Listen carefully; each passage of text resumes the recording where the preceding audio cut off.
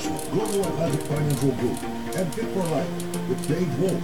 Let's now go live with Ian Mullins and Earl Baisden. And good afternoon. Welcome to another edition of Inside Sports Talk Radio on this Monday, April 1st. I'm Ian Rollins, along with Earl Baisden and Mr. Don Bassett. Good afternoon, gentlemen. Good afternoon. Good day, sir. All is well?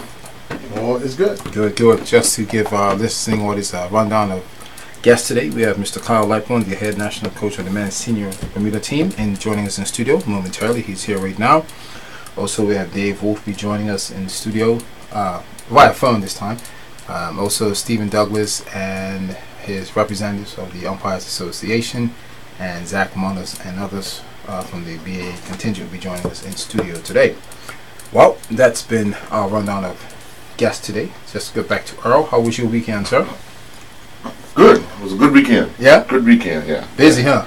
No, man. No, you're getting better at it. Yeah. Well, see, a lot of people think it's busy. It's not. If you manage it right, it works out. Right? Yeah. So it's not busy. Steady. Yeah. So what time did you finish up yesterday? Rather not mention that on the air. Understood, mate. Well, the latest thing was the girls playing netball Right. and Antigua last evening. So waiting for that information to come through. So I mean, it weren't that bad. Around 10:30, I think. Yeah. So. That's not bad, but at least you were home. Oh yeah, definitely got him after the FA semifinals. So. Right. Yeah. Okay, cool. Well, again, joining us in studio is Mr. Kyle Lightbourne, the head national senior men's coach, joining us in studio.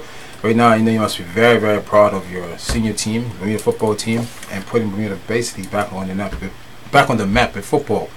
Good afternoon to you, sir. Yes, good afternoon. Good afternoon, everyone. What was this accomplishment like for Bermuda to advance to the next round? Oh, it's amazing when you really think about it. The teams that we finished above, so you know it's sinking in as we speak. You know, we were aiming to get into possibly Group B. You know, when we started off, but that El Salvador result put us in a good position to really go on and stake a claim in the top 10. So now that Bermuda has advanced to that round, I think the tournaments will start in September. Correct me if I'm wrong. Or the next the Nations League continues in September. Right. So we have qualified for the Gold Cup, which starts in June 15. Right. As for preparation, June is just only a couple of months away. How are you going about doing that? Oh yeah, we got a lot of work to do between now and June 15th. You know, we have to sit down, coaching staff and the BFA executive. They all have to have their meetings. We'd have our meetings. We're gonna ask for stuff from the coaching staff. We will, you know, put our stuff forward. We had a meeting about the trip already. All the coaches, you know, we put what we do went well, what didn't go so well. Now,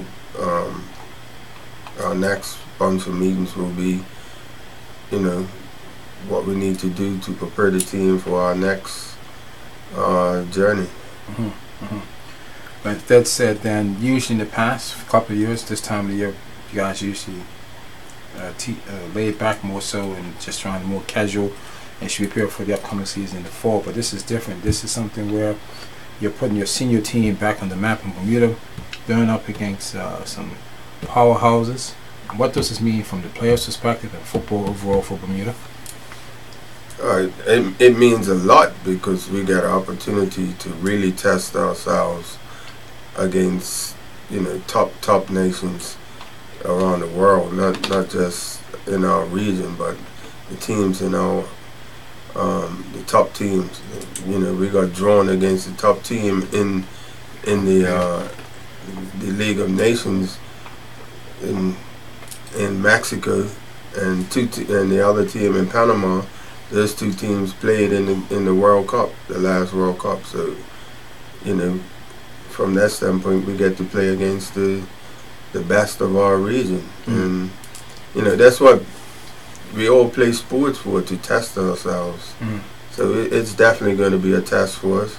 We're going to have our ups and downs, you know. So, but for us, we have to keep building, you know, and this is an opportunity for us to build again. So we have to take this opportunity. How do you plan to man? Well, not you, but how do you hope it is managed that the realistic goals of the next round are kept in perspective? The goals of the team. Okay, yeah, I think I've had a little time to sort of digest it, and this is just myself thinking about how we would like to go forward, and it's especially for the up and coming tournament, the Gold Cup, is if we can get the players free from work, and we are able to spend a lot of time with them, and they don't have to worry about work, they don't have to worry about losing any money, anything like that. That would be ideal. And if we can do it, like say for a 6-week period, you know, say 3 weeks before our tournament, and the tournament, you know, is roughly 3 weeks. So that will be ideal for us, and we'll be able to prepare fairly good. We know there's a nucleus of players who are off island, but you have several of the players who you're commenting on now that have jobs in Bermuda and so forth. How many of those players would you need? Because you're going to need some guys to train with the guys that you're looking at just in case something happens. So roughly how many local based players are you talking about?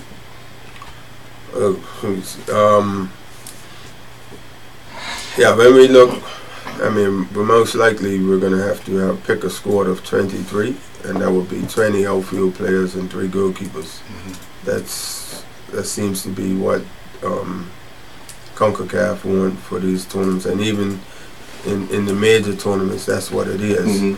So we're looking at, you know, when we don't have our full squad, I think we're going to need at least a squad of 23 outside of our main squad that we can work with on a consistent basis. And then, you know, we have all the professionals and guys that are already in university to pick from, which is close to 17 players from that subject. No, the Gold Cup is in season of most of the European-based players. How is that being managed? Because, I mean, if you look at it, Willie at Bowden's and some of the other guys in the Scandinavian places, their season's kind of just getting underway. Yes. So yeah, that will interrupt their season, but I think some of those clubs have used like our players for getting there, so they're promoting it, and it's promoting their club. So I guess it's something that's going to have to go hand in hand. Yeah, it's going to be difficult. You know, we're going to have players at different times. Players need rest, and there are, like you said, players that are going to be pretty much a couple of months into their season, like, you know, Zico, Dante Lavrock, whose season started in the new year. So he's in season. He's comfortable right now. Really Clements' season's just getting ready to start this weekend. And also Roger Lee. So yeah, that's gonna be, you know, easier for them. They will be at playing and be comfortable with their fitness at that time. But then we have to manage the players that have had long seasons, make sure they get the proper rest that's required, and then we have to get them back up to speed. And that's something that will be a challenge, but we have to manage it right. I think once we sit down and we talk with with Craig, the physio, and nowadays players they know they have to be ready 365 days of the year. So, but they also need the rest. Yeah. In your experience, how difficult is it to get what we would consider amateur player up to standard to what we've been able to accomplish thus far? Because it's got to go hand in hand. Those players have to feel like they're a big part, both physically and mentally. So how do you manage that challenge? Yeah, well, amateur and the professional environment is two different. Yes. Obviously, with moving amateurs into the professional environment, it always stands with lifestyle. That's the most that has to change. Lifestyle meaning what we take for granted as an amateur, pros just don't do. And it comes with whatever you put in your body. So if you're used to having, couple of drinks after the game, and those are things that you have to really monitor to get a better performance of the players. And from my playing days, after a game, all the players would sit down and have a couple of drinks, and then you was back at it on the Monday. The game sort of changed now, whereas everything that you put into your body is monitored. So that's something that we've been gradually dealing with the players, especially when we go on our trips away, normally for a week or 10 days.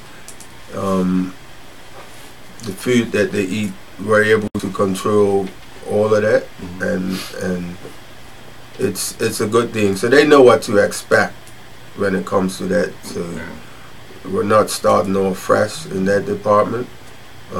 Obviously, when we don't have the players, that's when you don't know exactly what they're doing. Yeah, what they're doing. But I think most of them are sensible enough to take care of their body to a degree. And we weigh the players 3 or 4 times a day, so that we know they wake up, they get weighed before going training, come back from training, they get weighed. So we know what's needed, how much fluid they need to take, how much fluid they're losing, all of that. And Craig's been doing an excellent job in doing that. So it helps us to know the players that are at the levels that need to be playing. And for some, or for many, this coming weekend will be the end of their season as the Junior Cup finals left. How do you plan to manage those players who you want to stay within the squad, training wise? Will you continue training? How many times a week? Yeah, I mean, my first thoughts is that the players that have been playing all season, and is to give them a break, a small break, like I would say 10 to 14 days of not playing football. Right. They could be doing other, like going to the gym and stuff like that, but just the kicking of the ball and using those muscles, give them a break. And some of them gonna need to do some strengthening work and all of that. So that's my initial thoughts about it. And then we could come back and get at it and get the fitness levels back up. Well, come April 10th is the draw for the Girl Cup. So you think that would re-energize a lot of guys? Oh yeah, definitely. It will. Yeah, definitely. Once we get the draw and we know who we're playing against, and it should get everybody up and buzzing. We've had many calls from players that have not been involved, which is only right. That want to be a part of it. So, by any chance, any of those phone calls come from Rest here? Not yet. Not yet. Yeah. Any phone calls to Rest here? Not yet, like I said, not yet. But no, myself personally, I would put it out there. I would love for him to be a part of what we're doing, and we just have to do it the right way and see where we go from there. Once that draw is made on the 10th of April, things start going into motion from the local side? Yeah, we would know where we're going to be based. Obviously, we have to have, I think 3 people from Bermuda will go to the draw, if I'm correct. I think it is. So I remember doing this when we went for the under-20s to Costa Rica. And so they would have a little workshop for us and show us the stadiums, show us where we're going to have allowed to train, and that's what the workshop will be for. And then they normally finish it off with the draw. Mm-hmm. So I'm imagining that's, we're going to have to make that long trip to the other side. Yeah, to LA. With the games all being played in the U.S., the advantage obviously is the U.S. have no base there, but overall it's going to be in a capacity of thousands of people. Yeah, that's something that the players will probably find a little different, playing in stadiums that will, hold 60, 70,000, rather they're going to be full when we play or not. But just being in that arena is going to be different for them, the spotlight that they're going to come under. So it's things that we're going to find challenging. We may get a few players that will find it difficult, and then and then other players will rise to the challenge. So that's something that we're any time will tell with that. Yeah. In our sports in Bermuda, over a number of years, I'll just go back to the World Cup of Cricket. Our senior programs have not done well because the players reach a certain age and they go elsewhere. And this is across the board with all our sports. Now that football has taken this level and the senior level to the next step, is it a possibility where we could see our under 16s, under 18s, even under 20s say, I want to be a part of Bermuda, I want to represent the senior national team now? Yeah, we hope that's what it does to it. It makes everyone, they feel they have an opportunity of achieving something, as a player or as a coach or whatever it may be. I feel that's something that people should be looking to do. And one of the things in the past is that we always had a stop-start for football, for the national team. Now with the Nations League, this is continuous. This is something that we know that we're going to be playing in September, October, November, and next March. Mm-hmm. We know that for sure. Mm-hmm. So, preparations becomes easier. Mm-hmm. Whereas before we're just training, and then we're hoping to have a game. Mm-hmm. Whereas now, we're in that position. So preparing for it is a lot easier. We can, as coaches, or as for raising up every game. Yes. Right. Yeah. But as you know, that came down to funding, and that's again across the board for all our sports. So this is a great opportunity where, if Bermuda to excel or get this far and then excel into this tournament, the future looks bright for football yet again, and where you can say to keep the 16s, 18s, down to 20s into your senior program, because it was a turnoff point. And that's, again, of course, we're not pointing my fingers at football. It was, of course, I totally understand exactly what you mean, because it was nothing at the end of it. Right. Even some sort of I just play for fun, and if I play this week, it's okay. If I don't play next week, it's okay too. When I was growing up, we didn't take trips during the season. Yeah. I didn't dare take a trip when PAC was playing in the season. You come back, you gotta wait 2 weeks to get back. Yeah. No matter how good you were. Right. I remember going away with the Army and coming back to play for PAC, and My coach Nips had me on the bench, and I was the leading goal scorer, and I didn't get my chance until the team was behind. He needed a goal. Once they were winning, he didn't have to bring me on. So, but yeah, that's the way that's the way it should be. Right. That's what brings competition. And so I have to take my hats off to what people do in Bermuda. They like as far as coaching, as far as like from a young age. You look at this weekend we had Kappa and all the coaches that put in time and they got nothing for it. So this is some of the rewards like for I think pretty much everyone that played in our team has probably experienced Kappa along the way. It's been around for 20 years. Right. So all the coaches that do it and don't get the recognition, they've been a part of this. Right. We see the end result now, Right. but it starts way back.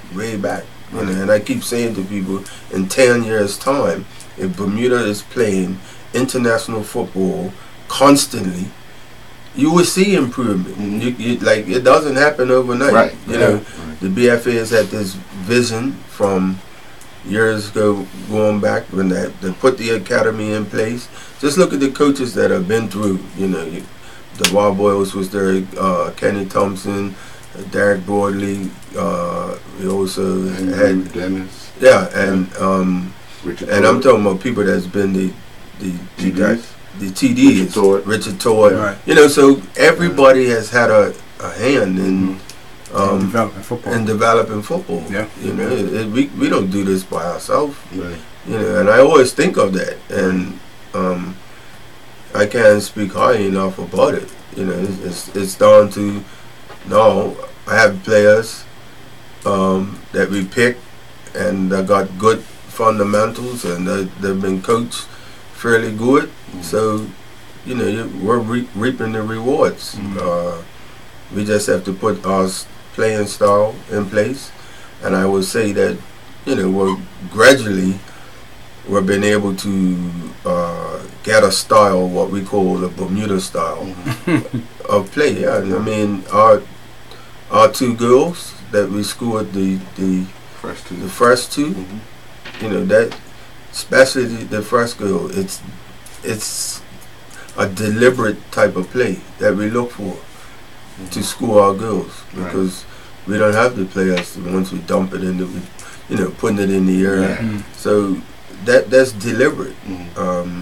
Even towards the second goal, if you look at that second goal, Zico takes his time and picks out Nikki. Right. He doesn't rush it to just play across. Right. And there's the things that we talked about and that we worked on, and it's nice to see it happen. Right.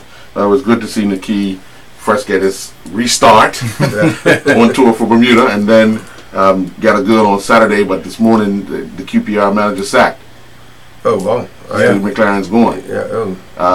So obviously the club is in a bit of a transition. again, but hopefully him finding the back of the net can continue, and he brings that into the Gold Cup, and then obviously on to the Nations Cup. Yeah, I mean, Nikki has been a big plus for us.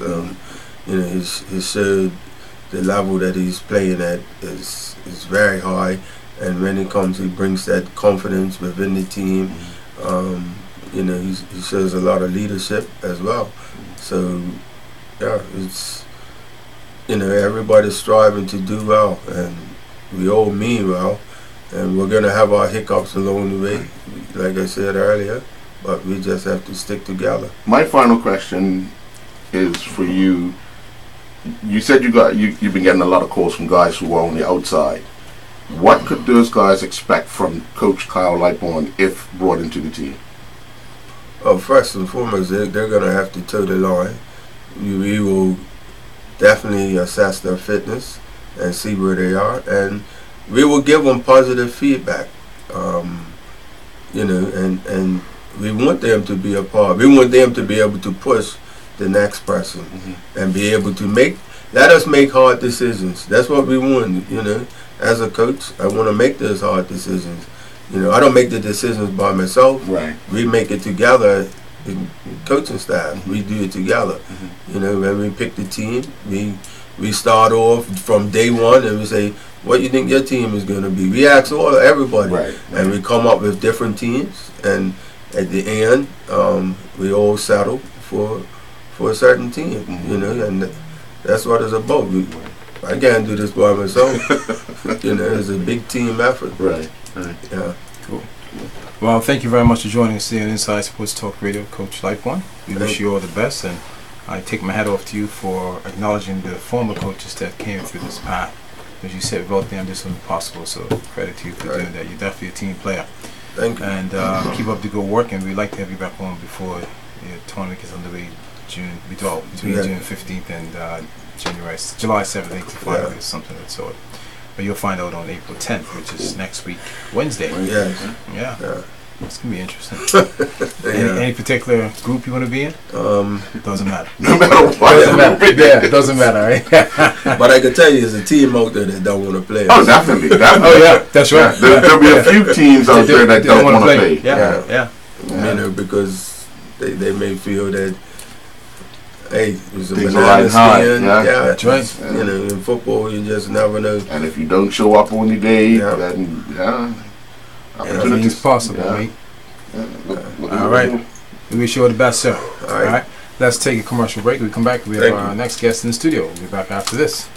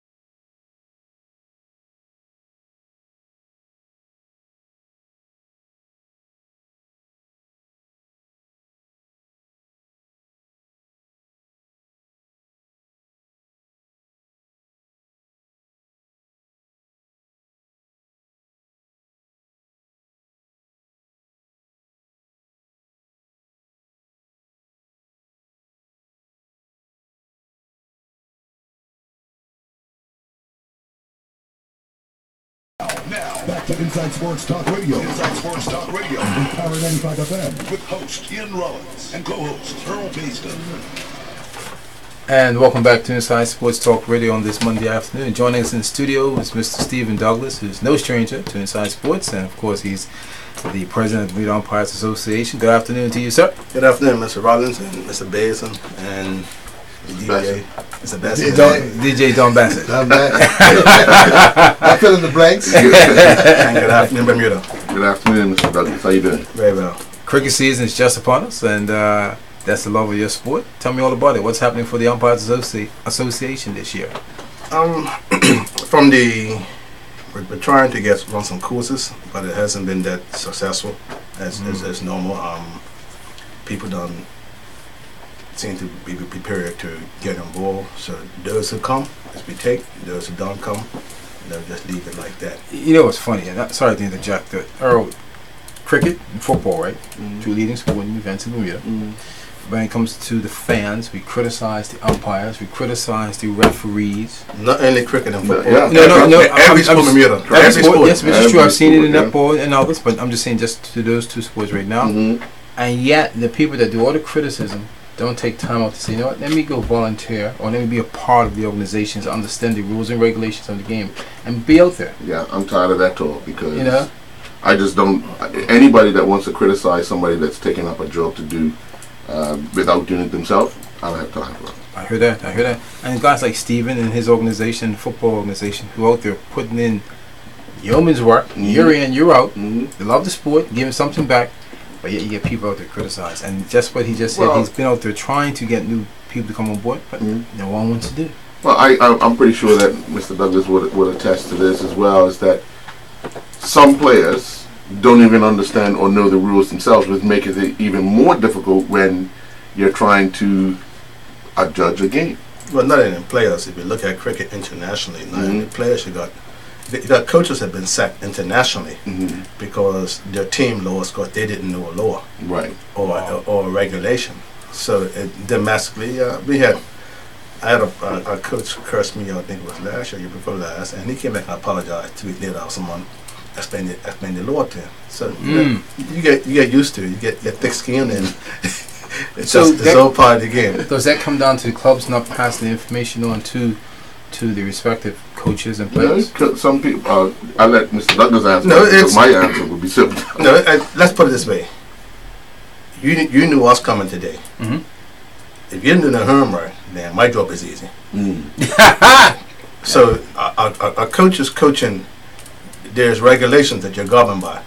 Not only the points people look at, but the regulations. So what time the game starts, what time your over should be finished then, so you don't get the pounded points against you. Field placement, where you should have your players too for the first so many overs. There's all that type of rules there, regulations that if you don't study that, then you lost part of your battle, because you can win by knowing the regulations and the laws of the game. You know, so that's where, to me, really, if you look at other teams nowadays, when teams traveling internationally, especially the major top teams in the world, the test teams, they got an entourage of 13 people that's there.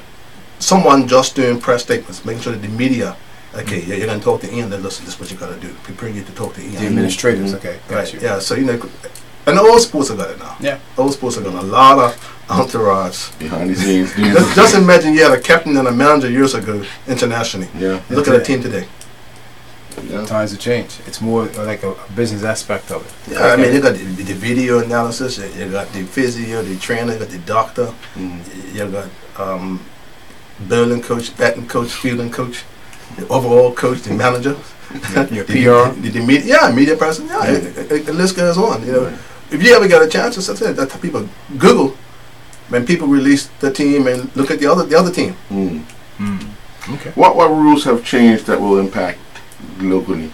Just one law has changed. That made it back to what it was before. The law that was different was the full toss. They made any full toss to be deemed a dangerous ball. Okay. And a lot of amateur clubs, like domestic clubs like us and countries around the world, complain to AMCC that that's okay for a test team, because that's what they do for a living. But they got a young builder trying to build a break. Right.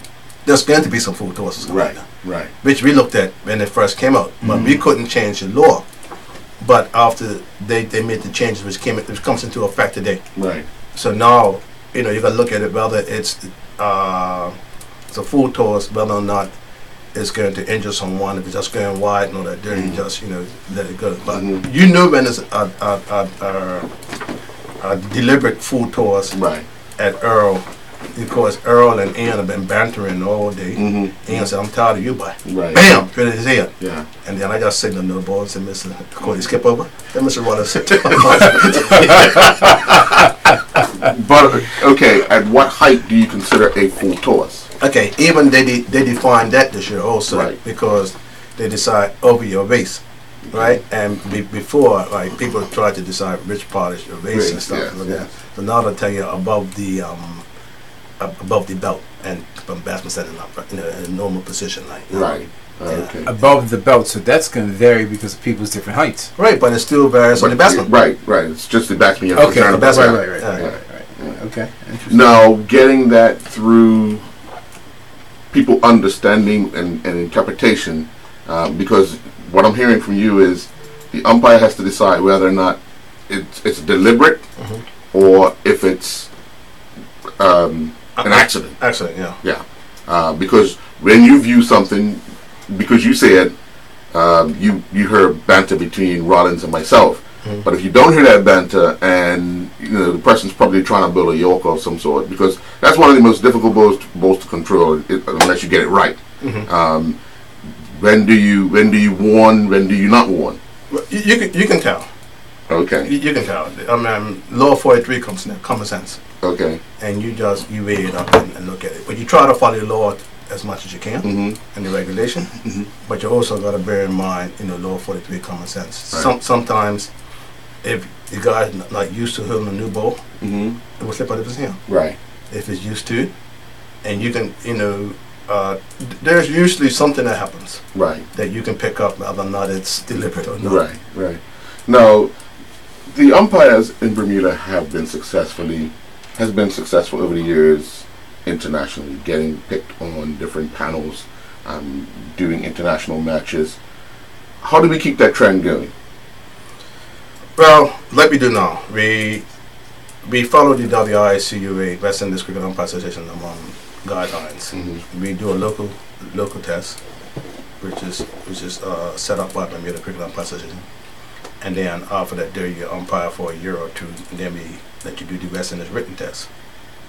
And once you pass the West Indies written test, you get a chance to do the West Indies oral, which is the final one. But in between the oral and the written, you have to do 6 practical games. So the senior umpires that are here assess you with the 6 practical games. And what really happens and makes it easier for us is the umpires that have been before, like in this case myself, Roger, Emerson now is getting another insight. Right. We bring back what we learned when we go overseas, and we share with our colleagues the importance of, like, the simple thing we do now. Roger first started, we guys started doing it, is how we dress first and foremost. Like, if you see us to a game, we always got the similar shirt on, right? We all had the same shirt on, so to make sure that's Coordinated, right. yeah. Coordinated. You coordinate your dress code. Then remember in our Tuesday night meetings, we share with them, what to look for, like you're just talking about for the full toss above the waist. We were asked the square leg umpire to look for it. That's what they asked for now internationally, is the square leg umpire to look for it. And he just puts out his hand, something like that there. Right. And that will tell you that it's He thinks it's deliberate. it's above the base. Oh, it's above the base. Okay. It's still in the ball now. Right. Oh, it's still in the ball. Okay. All right. It's All above the right. base, Okay. right? And he will signal to you, and then you just put and you just call it. We share the information, like we would check at 3, 4, 3, and there's 2 left, Two, right. and then there's 1 left, Right. right? The batsman's outside of his crease, we just do a little signal, square leg, that's outside of his crease. So that's what helps. And then the paperwork side of it, where you fill out the third umpire sheet form, the games like Coney game and cup match, we invite those who are close to who are not getting the assignments yet, to come and do some third umpire duties, and you get the prep and habit of finish it out, which is Right. almost like being a score. Mm-hmm. So that teaches them, it prepares them. So when they go overseas, when they get a chance to go overseas, they're fairly ready, Mm. right? And at those games, also in our meetings, we share with them what will happen. Okay, you go on tour. When they take you away, you do like the venue inspection. Right. Right. So we try to practice here. We have a sheet to check with. We go around the venue, look at the boundaries, and make notes of the boundaries and everything. There are players for changing ring, the umpires changing ring. What size rollers they want to have, 2 rollers, 1 roller. What covers you have. When the rain, where does the rain come from? Even though we know, but you still got to ask those questions. Right, For yourself, right. you know. So when you go overseas and you ask those questions, groundsman will tell you the rain comes from up there. If it's not that side, don't worry about it. Right. It didn't come this way. Right. But on that side over there, hey, Right. give me 10 minutes and we got to come up the field. Right. Right. So those are things there that we. And nowadays, if people got this yourself, and Mm-hmm. you can look at the radar before you leave home and know what time the rain's gonna come. Right. It gives you all those little tips there. Yeah. So that's how we help. We help by what we learn overseas. Mm-hmm. Those are overseas. We come back and share domestically. There's no secret. It's always a shortage of officials. What is the mandate from you guys for this season? Will you umpire with one umpire, or because I know you got contentious a bit last year, and that there were some games that What we did last year, we met with the cricket board, Mhm. and they all understood where our plight was, and we do it again this year. Probably once the rep gets back, right, and we would ask them, give us a schedule where you want umpires to be. Right. That was last year, and then we would say, okay, and it's up to them when there's no umpire for them to go and supervise that game. and you're gonna have that this year as well. Because Yes. There's obviously a shortage. Yes. Yeah. So just so everybody knows ahead of time. Because you always go to a game and somebody says, "Oh, the umpires don't care about us," and they don't show up. Yeah, but that's normal. Even at Madeira. How is the relationship improve with the players knowing that there's going to be a shortage? Or how can the relationship improve with the players that know there's going to be a shortage of umpires? Explain that question. Go a little deeper. Therefore, like Earl said, that there's going to be a shortage. You said there's going to be a shortage of umpires this year. But the reaction or the response from players sometimes is not positive. No, they look for us to come. They look for I get that part, they but look I'm for saying it. the numbers, meaning that they're not all there. Like maybe one umpire short, you may have to bring somebody in. The response hasn't been that favorable at times from some players. We had one bad Sunday. It was a black Sunday that we had about 3 or 4 fights in Bermuda on cricket fields, and we decided as an association not to do one umpire at a game. And prior to that, when we was in one umpire to a game, we went to a hearing. Everybody gained up on the umpire. That the umpire was lying. What they said about what took place. So now we have backings with 2 umpires. So, and it's just the way it's been. We've asked the board for many years to try to get a match manager to manage the game from their behalf and stuff. And they have struggled to do so. We can only ask. We can't demand nothing of that. Right, fair enough. We have the news coming up at the top of the hour, so let's take a break from the news. We'll be back in about 5 minutes. If you want to continue this, got another 10 minutes before our next guest comes on. So give us a couple of minutes and we'll be back after the news. Thank you.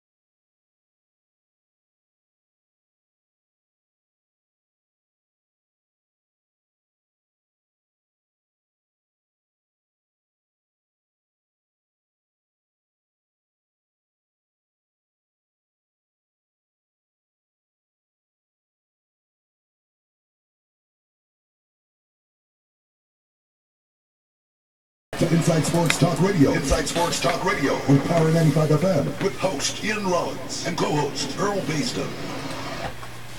And welcome back. In the studio with us right now is the president of the Bermuda Umpires Association, Mr. Stephen Douglas. Early in the interview, you said that the process of inviting new people out to come has been, you didn't say challenging, but I'm used to the word challenging because no one else has come out new. Is there a new way of inviting members to come out and be a part of the Umpires Association? There could be a new way. I think I met with the cricket board president and the lady from ICC last week, just talking about umpires pathways, and hopefully when we finalize all that, there may be something that we can introduce to encourage people to come out and umpire. You care to share that with us right now? No, it'd be best to share my membership first, because then that we did meet and have a little bit of discussion on it, and just trying to pathway, because everybody wants to go as high as they can when they're umpiring, and that's one of the carrots that you can more or less stick out there. Will we play a major part in hosting this event later this year? Umpire-wise? No, No. Okay. And why is that? it's an ICC's tournament. So I get that, but are they saying that our umpire is not good enough? No, or- they have a, just like they do. We have a panel. They have a panel, like they do, Yeah. like they do internationally. They do the same thing in the associate level. Mhm. So they've got that panel, so they're working with for the associate level also. So what's in store for the entire season for you? You've got league cricket with the 2020. You've got Eastern Counties. You've got Cup match, Central and Western Counties. There's But that's what I got. a heavy event. Well, domestically we have a lot of cricket on. They're finalizing the schedule, and hopefully we would know, when we got a really white shirt versus the colored shirt. And outside of those games, the really colored shirts, the white shirts is only outside of the league, one of the open league games, would be Eastern County and Cup match. Right. Numbers regarding umpires. What's the numbers? But we have a rough total around with 16 regulars that we come out that get the umpires for us regular. Well, okay, regular, but what is the number across the board? Is it 18? Is it 20? It's about 20, 24 at the most. 24. But on a regular basis, there's 16 that are consistent. And then the other possibly 8 is because of due to work commitments with their schedules, things of that sort. Yeah, some of them rush schedules, some of them basically yes, rush schedules, Right. and other activities that goes on. People remember it's holiday summer. Not everybody is going to commit the whole summer. So they have the significant other says somewhere that they go, they have to take on. Understood, sir. Yeah. Why is it that you have so much passion for an umpire? It's just something that I chose. I cricket is something that is heavy in the East, especially in my time. That's what it was. During the Eastern County, I played junior county for Cleveland. When Bay won the cup in 1973 and walked it out of St. David's, the late Milton Smith was the secretary of Eastern County there, and he had me assist him with lunch tickets. And in that time, the game was played at Seabreeze Radius now. And you walked on to Blue Hill, that wholesale place shop was? Upstairs there, you had lunch, so you Wow. So that was in 73. We walked down there to have lunch, so that's when my real fresh start was there. And I helped out around. I just like cricket, so I helped out where I can. So, and then from there I played, and around 86 I became a member of the Eastern County, and so we ain't getting done with. So I said, well, I'm played enough. I've done what I want to do. I quit the county series and got involved with the administration, Eastern County side. And then after I quit playing, I was going to games tea time. When Cleveland had him at tea, my wife would make banana bread or carrot cake, whatever. I'd take as my part for the tea. And I'd help either score or umpire. And after a while I said, well, let me get something back. And I said, well, let me try umpire. And then this is where I am. But cricket, I love cricket. And that's what I watch all year round. You wear several hats in cricket. Just to I know you differently, see, so I can say that. As president of Eastern County, what have you learned about yourself over the years that you have been in the leadership role? It's always been something going on, whether it be positive, negative, but you yourself, because whenever something happens, you actually get stronger yourself personally, how you come out of a situation. So what have you learned more about yourself over your period of being the president of Eastern County? Well, I learned to control my emotions a lot more. At first I was a firecracker. Right. I'll go back at you. You're not getting maybe this way. But I learned that I can beat it in different ways now. Right? And so I read up on it. I watched presidents of different countries in the world, how they handle people, how they relate to questions being thrown at them. I watch a lot of foreign news, and I read up on cricket, and I listen to a lot of talks. When I'm listening to this sport, I can literally turn the pitch off the TV, right, and just listen to people talk, right, and then from there I garner how I can better, right. And then plus from working in my work life in Bermuda, when I've been put in some type of managerial positions, I learned that I have to look at the total picture and give everybody an opportunity to voice their concerns, and then we reel it back in and make it work. And that's what I've learned. Like now I listen to this show in Barbados, Voice of Barbados, every Tuesday night, which is very hot. We just concluded West Indies cricket board election, and now that all talking about the new president, how great he is, I feel sorry for him. Yeah, I like the older one better. At least they knew he was to hit you back. Right. This one here has basically got hit the ground. Yeah. But nobody can. But I listen to on Saturday, I'm listening to the podcast from Tuesday night going, and everybody's trying to tell me what to do. At least the other one that they were afraid to talk to was that he didn't listen to me. Right, right. So you got to weigh it up, and that's what I had to do. I had to learn to weigh it up. I give people the opportunity to speak, and those who are going off, bring them back on track. But it's helped me to be more mature. I guess we're a sign of maturity. Yes, it is. Any final questions before we wrap up, sir? Because got some more guests coming in. No, nothing. Just say thank you for inviting me. Again, first time, if anybody's interested, there's a course that just started last week. It's in the second week of this week. You can get Brother Deal to call 532-7223, and he'll be the one to 532-7223. Okay, 7223. Gotcha. Yeah, and he'll be the one to set you up. But it's something you gotta like. First of all, any official you gotta like it. So when people just talk about it, I don't get excited because I'm coming up. I wait till they come because this is something that it's got to be in your blood, because, and contrary to what people say about players are rude and this and that, it's more so the players reacting to the fans on the outside. Right. And if you take a player outside and you skip outside and you show them this is the law, maybe. I mainly follow what's there. Right. And if you talk to them after the game, man management. Yeah, you talk to them after the game and just have a beer from them and show them what's going on. It's a lot easier. And when I travel overseas with officials, umpires, and they tell you what they do. Take a guy outside, sit down and just talk to him and show him, this is how the game is played. Don't be afraid to ask the umpire, something afterwards. But not the enemy. Right. If we work together, the game runs a hell of a lot smoother. Yeah. All right. Well, thank you very much again, Frenchie, for joining us today. Yep. Take care of your eggs. All right. And put a little marketing in there for you. Want some eggs? Check. No. All right, guys. Thanks a lot. All right, thank you. We're going to take a commercial break, and when we come back, we have Dave Wolf on the phone. We'll be back after this. Talk Radio has been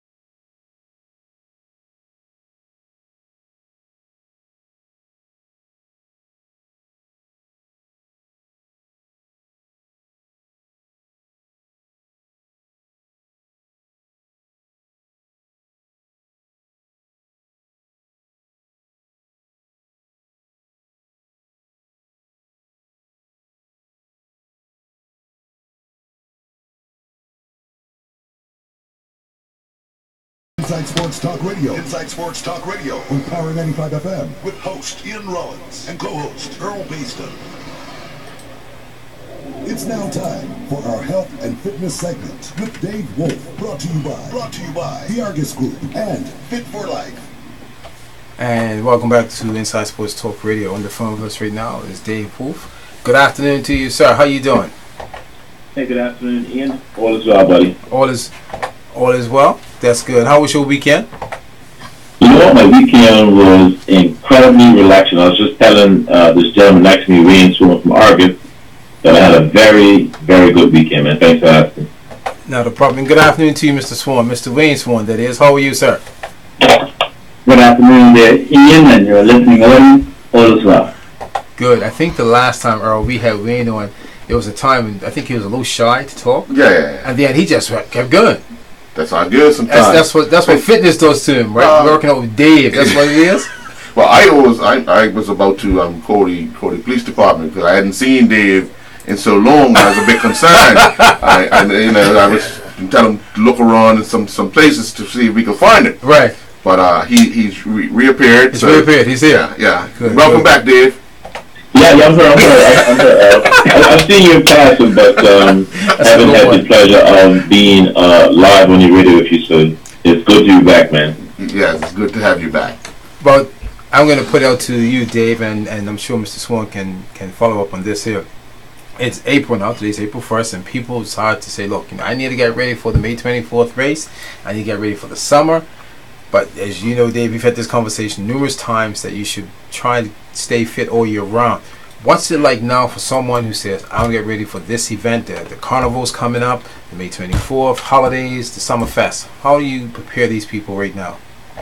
I mean, always start back with first and foremost, be smart. Somebody once said, stay in your lane. You know what I mean? So obviously we're 7 weeks out. For someone who's looking to do the full marathon, I would have expected they should have started their prep a while ago. If they haven't, they need to certainly get started. No, it's just being smart, Ian, just being smart to slowly making some adjustments. You want to start adding more hydration. Certainly you want to increase your mileage. I think a big thing also on your roads, I've done that race several times. I did it last year, is getting used to the elements. So if somebody says, hey, I ran a half marathon in Boston, that has nothing to do with running a half marathon in Bermuda in May. So the humidity plays a big part. The heels play a big part. And I've heard it from some ex-speakers who are here when they run that race, how the heels humble them. So just be smart. Just start to increase, like I said, the above items, increase the mileage, get used to the heat. Everything that one should do to be successful for that race. Whether you're doing the full race or even you're just doing the relay portion, you still need to be being smart and getting used to the elements. Running in the heat, running in the humidity, stuff like that. Very important. And that is a good point because, you could do a half marathon in the United States, let it be New York, New Hampshire, and Boston, wherever. But running the times different, meaning Bermuda, I think our time is 9 o'clock in Bermuda, and then obviously the country plays a big part. So your point is valid. It's not the same when you're running overseas as opposed to here. Now, Wayne, I'm going to put you on the spot. Are you competing this year in the annual event? Well, Ian, I would love to tell you that I am, but I am not competing this year. Certainly looking for a nice opportunity to do it next year with the relay, because I'm not certainly one of those ones that love to be running on the road. I'm more of a walker now. My soccer days are over, and running on the road is definitely over. So, no, I'm not participating in the marathon this year. I see you emphasize not, and I get that. That's understandable, but you are saying you're putting preparation forth for next year. This year is coming out of the East. This will be the 110th event, so it's a big event, and that coming out of the East. Preparations, is that a little different, Dave, when you're coming from the East to West? The people say, or the competitors say, that there's more hills coming out of the East. I think it's all relative, right? I mean, again, 2 each in, one person prefers West, next people prefer East. I would like to think that either way is going to be tough. I mean, I think we all can agree it's not going to be easy. We can kind of split hairs and say which is easier of the two, but I know for a fact I've done a when I was younger. I did it when I was older. I did it when I was fitter and not so fit. And each time I did it, there was one main thing: it was hard. So I just think that individuals need to adequately prepare themselves for a grueling. And running is different. Running is different from rowing or cycling, I think, or any other particular discipline, because most of it, I would think, is mental. It's in your head. Obviously, your body plays a big part, but you have to get to a point where, like, I'm on this road, I got to get from this point to the other point, and there's a lot of mental strength, determination that takes into place. But even that, you can train yourself to be determined. I'm going to finish it despite how I feel. I'm starting to cramp up in mile 6, but I'm going to finish it. And next thing you know, you get to mile 8, your cramps going, you get lower back pain, like a spasm in mile 5. And I'm going to push across it. Next thing you know, mile 11, it loosens up. So a lot of determination, a lot of internal fortitude. It's going to be hard either way, so prepare adequately, and I think they'll be fine.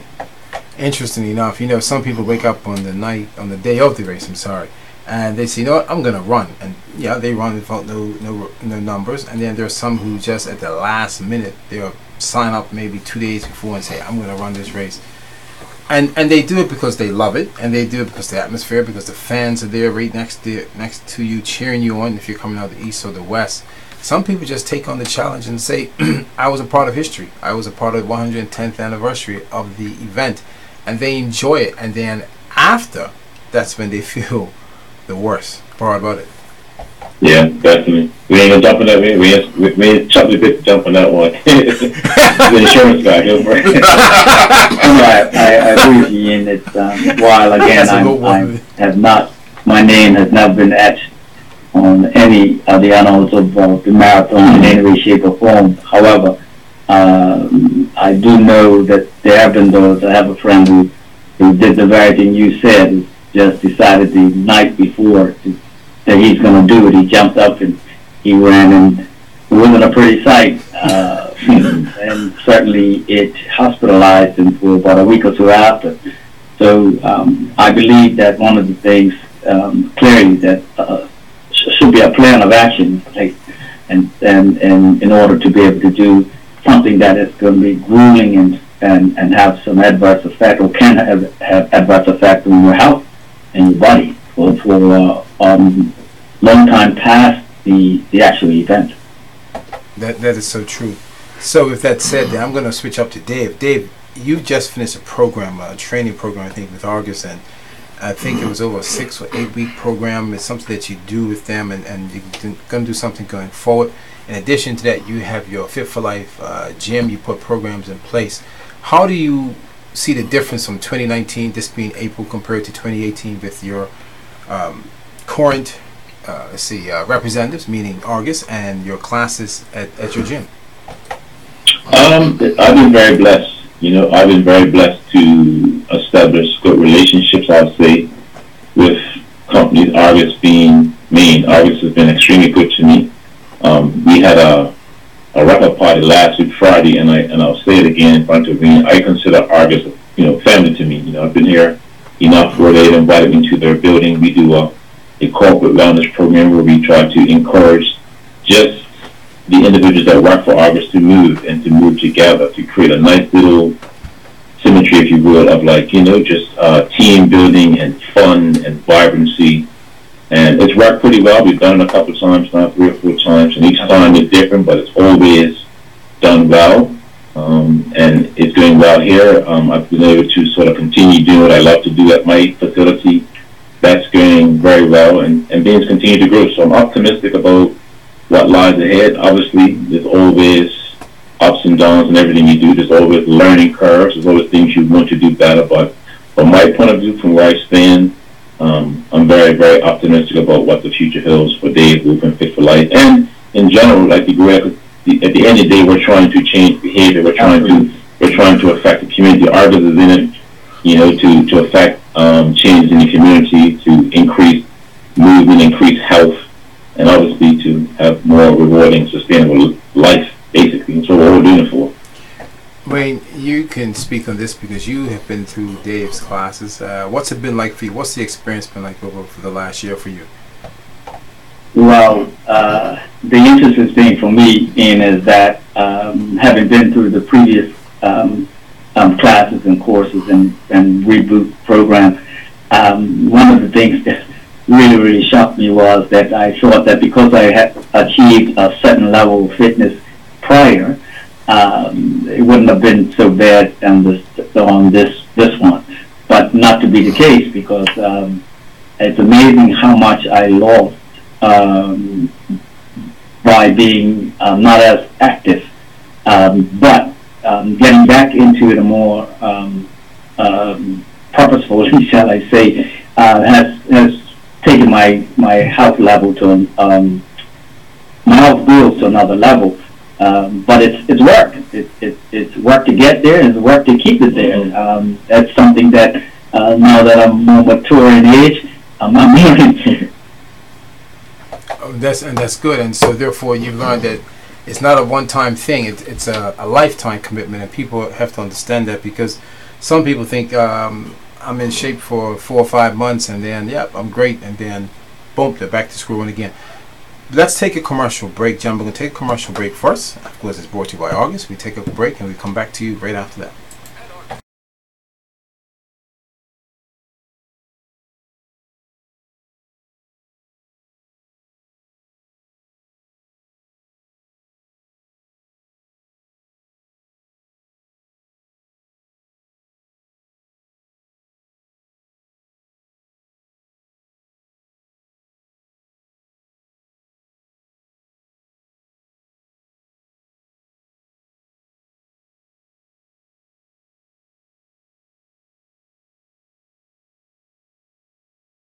It's again, we talked about the year, and people was talking about the success you've had with August, the success as an individual. We just talked about them saying that you just can't do this for 6 months. Long term, how do you encourage people to stay on for a long term? Like this is a lifetime commitment? I just think whenever you have a holistic approach to whatever you're doing and paint a picture for people. So, I mean, oftentimes people ask me one question, I give them a different answer because that's just me. But, I look at it as old tied in. So what I would encourage a person to do is, person A comes in and their focus might just be losing weight. Then I try to make the picture a little bit bigger. Well, losing weight generally can help somebody health-wise. If you lost a bit of pounds, you might feel healthy. So, I try to paint that picture. Then we talk about, if you're feeling better, you know you can do more. So you feel more active, you get more energy, more vitality. So I just think it's important that people look at the broader picture. You look at the broader picture, like you just said before the commercial break. Okay, a person attains the level of aesthetic appeal they want, or the weight they want, or the fitness they want. That is only a small portion of the journey, because then you have to maintain it. So then you have to look at how you maintain it. What things do I put in place? I had a conversation this morning with a personal client, and we said just that. I think the goal was about 25 pounds. The individual was down 20 pounds in about 6 months. So I had said to them, well, that's great. We've got another 5 to go based on what you had said initially. Obviously, you're feeling great. Let's start talking about how you keep it. Because guess what happens? Now you're coming to a time of year where it's summer. There tends to be more happy hours. There tends to be more cruises going on. There are more Sunday brunches going on and parties. So I was reminding her, well, under the point of your goals, but to maintain it is going to take another level of planning and commitment. So what I do is paint the picture, make the picture as big and wide as possible, and then connect the dots. Well stated. Dave, for you working with August, this is your second year, I believe. What has been your biggest challenge in encouraging people within the organization to stay true to form? That's a really good question. This guy has some really great questions. I don't get the background just making that.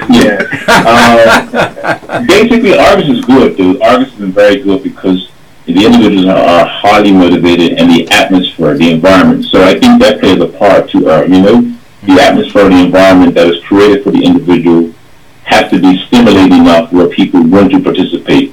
So breaking down further, you can have something that is boring and not enjoyable. Chances are people are not going to do it. So the key in it is whatever you're doing, especially when it comes around fitness, is to make it as enjoyable as possible.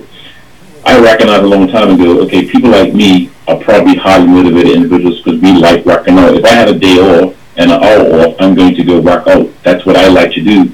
But not everyone is like me, and I have to understand that. So, to your point, making things fun, making it as energetic and as vibrant as possible to pretend to people we're not really working out, guys, we're just having a little fun. I think chances are people are going to be more committed to it, and it tends to last a lot longer. To add to that, the difference from last year to this year, while some things were the same, but they were presented in a different way. And that added the level of change or newness to the reboot program here, which allowed it not to be stagnant or stale, or the participants to say, okay, I figured this part out and I know what to do. So they've changed it up. We used different methods in order to work the different muscle groups, but using different exercises in which to do it, which added another level of not only competition, but of kept the interest level up. Dave, I know I ask you this all the time, but I have to get you to keep repeating this. For someone who's looking for a short fix, a quick, like you're saying, someone has an idea of losing these weight in a short period of time. Your message to that person that's listening right now that wants to come and try Fit for Life. And specifically to lose weight, I'm sorry. You were saying quick fix? Yeah, you have those what I would consider do-drop-ins, because they want to get in this bathing suit, or they want to get in this wedding dress, or they want to get, but they're looking for a quick fix. But you have to have that realization conversation with them that it's not always just about that, isn't it? Yeah, but to your point, I think you can well be the person. You can fit a square peg into a round hole. But I think people, in my experience, generally listen to somebody that they have a relationship with. So you hit the nail on the head. They got to come in the door. So if they get in the door, we have the conversation. We start training. They might have to learn my philosophy. We might have to have a relationship. They might have to start trusting me as a professional who can help them. And I think, people are more apt to listen to somebody they have a relationship with. So, sure, coming to the door, they might have one way of thinking as they walk into the door. I would like to think that after having some interaction, they will see things a bit differently. And they might even achieve their short-term goals or get close to it. But I would like to think that the people have adopted a holistic, sustainable approach to fitness and wellness. And that's what I preach, because that's what I've been doing for most of my adult life. Dave, you've been in the business for a number of years, even not just as your personal business, but prior to that. What changes have you seen over the last 10 years? Because it's changing rapidly in fitness. There's no more grueling. They're not putting in the time back to say, pound the weights, pound the cardio. It's no more like that. It's more of just putting in 45 minutes. Mostly, if you're going to do 90-minute training, that's entirely up to you. But there's stress no more than an hour. And eating the right foods that people thought they couldn't eat. They're combining both of them together. I think that's a good question too, Ian. I think the biggest change I've seen is more of the holistic approach to fitness, and I hate to use the word fitness, but just like sustainable living. So people have seen, the importance of eating, whether it be like plant-based eating, getting more fruits and vegetables in. People have taken more what we call functional training. So people have recognized, hey, I'm getting a little older now. I want to be doing something that I can continue to do as I age. I don't want to just have, so sure, weight training is still a big part of it and what we call strength training, but I've seen a big upturn in more functional movement, people doing what we call fundamental movement patterns, things that kind of mimic life, and just the whole importance of reducing stress, how it ties into productivity. So a person who is more energetic and more healthy tends to have less sick days. Just the whole tie into the importance of wellness. That's been the biggest thing I've seen the last 5 years in particular. And you're right. And Earl and I was just nodding our heads on that, because I recall when I was in my early 20s, you go run 4 or 5 miles, and then you come back and you hit the weights. Where Dave's class, for example, his HIT class and what he's teaching at August, you can do that all within 45 minutes at a high impact, right? And he's got, he's got you pushing sleds, he's got you squats, he's got you doing leg press and everything, and jumping jacks and so forth. I'm just talking top of my head. Right. Slamming the Madison Bowl down and sprints. Back 5-10 years ago, like I said, in my 20s, we would run 5 miles, then go back, hit the weights, and you're there for like an hour and a half, Right. 2 hours, Right. 45 minutes, an hour the most, and you're there, and you just got a high intensity of natural high of putting that into place under Dave's tutelage. Credit to Dave. People also, you know, I mean, people are busy. There's a lot more going on in the world now. Certainly, technology plays a part, and you know, people are looking to advance personally, career-wise. So, yeah, usually they want to get in, they want to get out. I've seen also the advent of like individuals want to try different types of classes. So something they might want to try, you know, across town, like a boxing class that gets them moving. Something they want to release some stress, you know, hitting the punching bag, and they want to go run something. So all of these things have come along the last 5 years. I think it all lends itself to giving people a lot of good options, but really want to get in, they want to get out, they want to get back to the desk, they want to get home to their families, and they want to move on for the day. So you have to make it where they can maximize their experience in a reasonable amount of time. So 35, 45 minutes usually is what people are looking for. Cool. Well, thank you very much, gentlemen, for joining us today on Health and Fitness with Dave Wolf and Argus Insurance Group. Any final comments you'd like to add before we wrap up? See, I think Ray and I were talking about it earlier with respect to people who are, and I see a lot, I'm on the early mornings, people who are out there early mornings running and walking and being active. I still see a lot of people who are not wearing proper safety gear, nothing new illumination. It's dark in the morning. So just encouraging people, yeah, it's great to be out there exercising, walking early mornings and staying active, but please be smart, you know, be safe, be aware. Yeah, I see a lot of that sometimes early mornings, 5:30, 5:45. People are still running in black clothing, dark lit clothing, and no light. It's really crazy.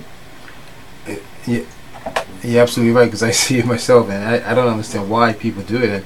And the funny one is when people are in all black, they're running towards you, and like you're like, "Whoa, I didn't see you." Yeah, and so just be safe. Be safe out there. Let's all kind of be active, but be smart about how we're exercising, especially early morning. Thank you, Johns. Hey, enjoy the rest of your day. And Dave, I'll see you on Wednesday morning. Wayne, you'll join us at 6 o'clock. I'll see you there, Wayne. Have a good day, buddy. I'll take that. I'll take that as the news. All right, take care. We'll take a commercial break, and we'll be back with more guests after this. What's up?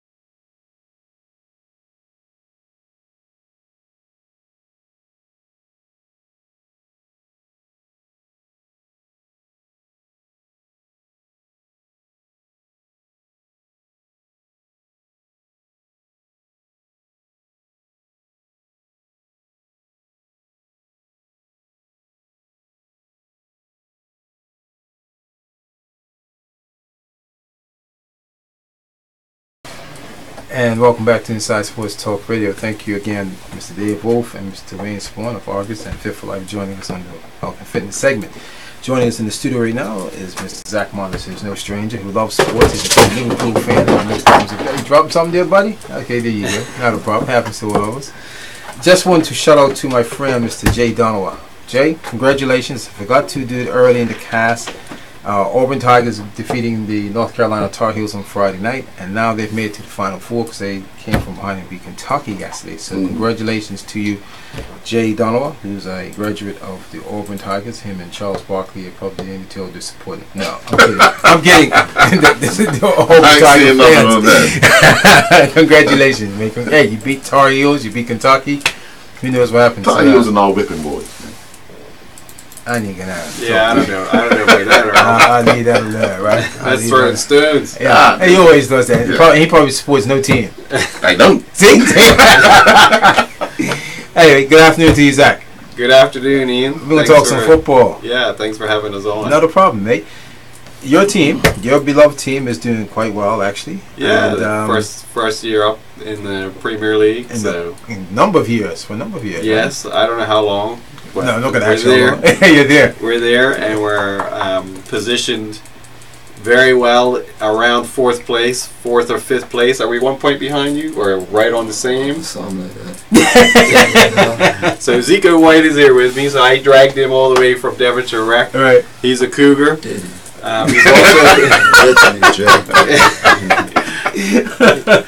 He's also a Kappa finalist last night. His Cougar Cubs, the under sevens. I said they won. They beat Somerset. Yeah, they beat Somerset. And his son is what, the star of the Cougar Cubs? Yeah, he got the Lane Girl. Oh, is that right? Did he? He got the Annie Girl. Yeah. Yeah, excellent. So he's a winning coach, finalist. And he's captain of Cougars. So we dragged him out here to talk about the big game that's coming up this Sunday between BAA and Cougars. So whoever wins this game wins fourth, right? Well, yes, but I gotta depend on other results too, because Crossroads is in front of us. But Crossroads they're firmly planted in third place, right? No, Danduton. Yeah, so is this the battle royale for fifth then? I gotta win. Yeah. And Crossroads has gotta lose. And what does BA got to do? I'm not worried about it. You'd be worried about it one Sunday. And where's this game going to be played on Sunday, gentlemen? About the rack. Home field advantage. Yes, at 3 o'clock. But I know Zach is going to say that doesn't bother him. Don't bother me, yeah. That's getting played. Zico is probably one of the best center backs that we have at the moment. And Keyshawn Bean is probably one of the best forwards we've got in the Premier League at the moment. So it's always a nice tight matchup.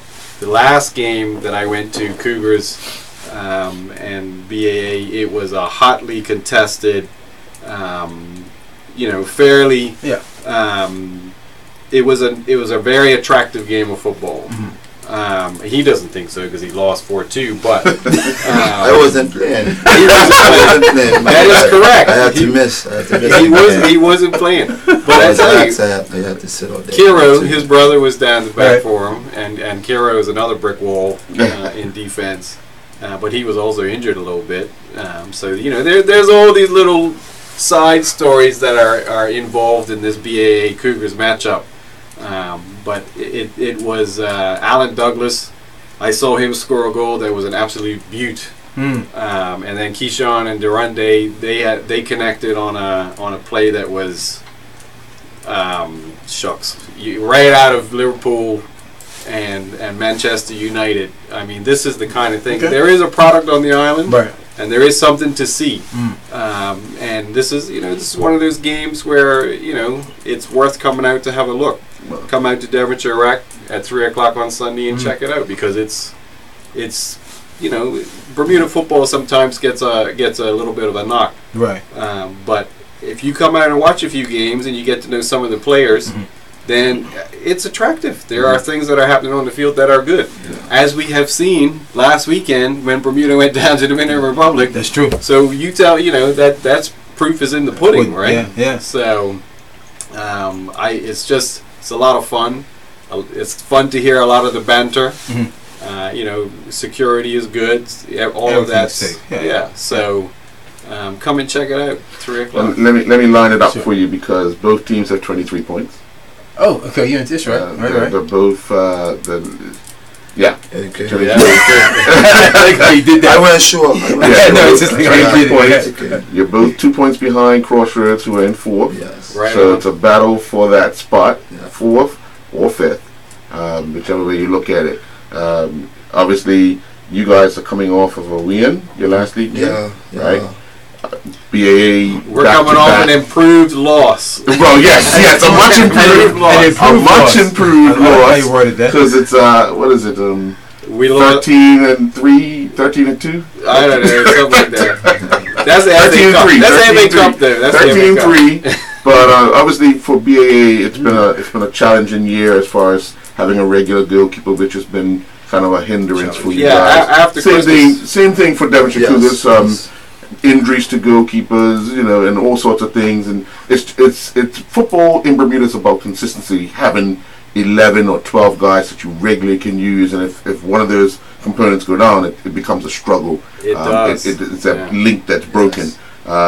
You've been a mainstay in that defense for Devonshire Cougars for a number of years. Yeah. Actually went on to play in the national team as well. Yeah. But come Sunday, it's the battle of the greens, isn't it? That's right. Yes. That's right, yeah. Can we see you putting your boots on, Mr. Monis? You can see me putting boots on, but they ain't running. That's for sure. Yeah. But you must be pleased with your team, BA overall, though. Look, back you in got, top flight football. Like I said, if you can watch Keyshawn Bean on any given night, like that guy he's got it. Yeah. Nathan Rigo is an up and coming kid that is got a lot to offer. You got Ian Simmons, Terrell down the back. These guys. You could tell. Like I said, you could look at the proof of the pudding in the game against Dominican Republic. Right. A lot of these guys came up together. Ian came up with Willie Clemens That's right. and all of that crew out of BAA, right? So, and look at that game. That game, it should have been 3-0 because that goal was, like Burnley scoring on Liverpool off a corner, right? What was that all about? Yeah, it was a good one. It was a good one. Yeah. The goalkeeper was fouled, but hey, it was a goal. I'm not going to. That's right. I mean, you got 5 guys wrestling. Anyways, we're talking about BA Cougars. Yeah. But I know you love Liverpool. I do. That's right. I do. Yeah. Yesterday was very nice. So, I saw the hat being passed around after the second goal. So, what was the second goal? The gift? So I'll take it. I'll take it. I will take it. I've been watching United it looked like get comeback. gifts in the 91st minute for the last 20 years. That's right. So I'll take They it. call it Ferguson time. That's Fergie right. time. Fergie time. Sorry. Fergie time. And as it was, yesterday that game went till 98th minute or something stupid like that. So I have no problem with that, mate. But yeah. On to Sunday's game. Obviously, both teams want to come out and win. But for you guys, Zico, you obviously turned your attention to next season for survival. You both have survived. What are you hoping to do in the off season to strengthen that team? Well, start preseason early because we did this year, but not much people came out, so we just want to start early and just do what we gotta do. Right, get off to a good start. Good start, yeah. Because this year we started all shaky. Yeah, and a lot of people thought we was done and all. Yeah, it's true. Had you done? No, yeah. The team pulled together, and that's where we are now. Right. And obviously, Zach, BAA. Many people had them down as being relegated at the beginning of the season, no matter who came in to help improve the team. Sure. But they've proven those people wrong. Made it to the semifinals of the FA. Yeah. What do you think they're going to need to do in the off season to take them to the next level? Yeah. Well, they probably need a couple more players. Mm-hmm. I don't know how they would go about that. Then also, you kind of need to look at a team like PHC and see how fit they are. Right. And I know those guys start early, like Zico said. When you got Sequoia Robinson running around the field, he don't stop, right? And that's really, if you watch PHC, none of those guys stop. And it's fascinating to watch, and you could tell that they've been training all summer. I don't know, you got to put in your beach work, you got to do those things that will separate you eventually from fourth place and first, second, and third. Right. But it's yeah, you know, so once in a while you get a team and it's like, oh wow, okay, I can see where you know, it's paying off for those guys, especially later in the season, Right. because they're fit. You know, barring any major injuries, those guys can play. Right. Yeah, within the team this year. Zico, are you ready for the end of the season? Your body needs that break. Of course. He said, of No course. lie. Yeah. No lie. It's been a long since the season, second man. half of the season. You guys have played a lot of A football. lot of football. In some trying conditions. I mean, it's been raining. It's been, you know. And these guys don't go out. They're not weekend warriors, right? Yeah. These guys are out there. The bodies are flying around the Yeah. field, and they're taking slams. And for Devonshire Cougars, emotionally, it's been a rough ride as well, because when you find yourself in that relegation zone and you're not used to that, you're trying even harder to do things, and things are not always working out that way you want them. That too. Yeah. I'm been in this position. Right. Like about, I think this is my third time been in this position. But a lot of players on my team haven't. Right. So all I had to do was just keep uplifting them and just keep going, man. You guys done it, man. Right. Hopefully it works out for you on Sunday. You don't really need that, But gentlemen, we want to thank you very much for coming to Inside Sports Talk Radio. Guys, and welcome back anytime. Win, lose, or draw, you can come back and talk about it again. Yeah. All right. Well, come out and watch it. Devonshire Rack, 3 p.m. 3 p.m. on Sunday. All right. And you have to stay to the end. I'm staying. Well, he has to stay to the end anyway. Well, he's but got to- yeah. You have to stay to the end. I always stay to the end. Always. All right. You never know about 2 goals. 2 goals in that. Yeah. That's right. You get that 98-minute. Look at yesterday. Yeah. It's third time this season for us. Yeah, That's right. All There you go. Not a problem. Let's take a last commercial break and we'll wrap it up and we come back. Thanks for having us, guys. Thank you.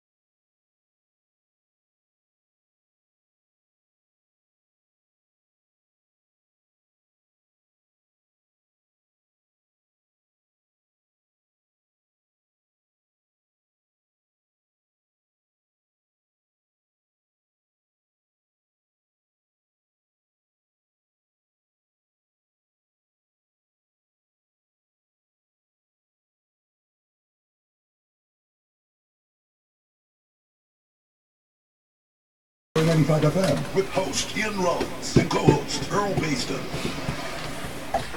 And that's another edition of Inside Sports Talk Radio on this Monday. It's April 1st. We'll be back next week on April 8th. Again, I want to thank our last guest in the studio. That was Zico and Mr. Munnis, Zach Munnis, as you know, BAA. Big clash you got this coming Sunday, girl. Who you think's going to Battle win? of the Greens. Battle of the Greens. Who you think's going to win? The grass. I thought you said the green. The grass. The The grass is green. The grass is green. Okay. You don't want to put no. The odds grass on it? is green. That's going to win. Yeah. But to be honest, I think a fair result for both teams Yeah. will be to walk off the field even. So you want to draw. I didn't say I wanted a draw, but a fair result. If you look at their season, Right. I think they'll come off the field for a draw. Okay. Yeah. All right. So, may the best team win. Yeah, sure. All right. Any final comments? No, just looking forward to another sporty week. Sporty week. Real quickly, I know that Man City play Cardiff on Wednesday, and Liverpool will play Southampton on Friday. So we'll be in the lead probably to Wednesday. Cardiff, anything can happen. They'll be back in front on Friday and play Southampton. So you're a real support on Wednesday. Yeah. Okay. And then on the 24th, I'm a United supporter. Man United plays Man City? And then I'm a Tottenham supporter too. Tottenham playing the league game this month. You better get some more money that you gave to the goalkeeper for letting you guys score that goal. No, man, I'm out of funds. You better find some. Okay, I'll go down to the bank, get a loan. There you go. Thank you for joining Inside Sports Talk Radio. That's all the time we have. John Bassett, I'll throw it back to you. All right.